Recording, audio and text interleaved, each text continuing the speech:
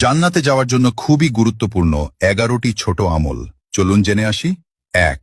প্রত্যেক অজুর পর কালেমা শাহাদত পাঠ করুন।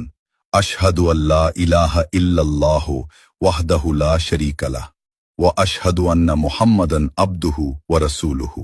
এতে জান্নাতের 8টি দরজার যে কোনো দরজা দিয়ে প্রবেশ করতে পারবেন। সহিহ মুসলিম 234। 2. প্রত্যেক ফরজ সোলাত শেষে আয়াতুল কুরসি পাঠ করুন।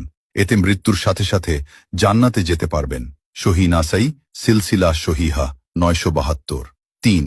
প্রত্যেক ফরজ সোলাত শেষে 33 বার সুবহানাল্লাহ, 33 বার আলহামদুলিল্লাহ, 33 বার আল্লাহু আকবার এবং একবার লা ইলাহা ইল্লাল্লাহু ওয়াহদাহু লা শারীকা লাহু লাহুল মুনকু ওয়া লাহুল হামদু ওয়া হুয়া আলা কুল্লি শাইইন কাদির পাঠ করুন।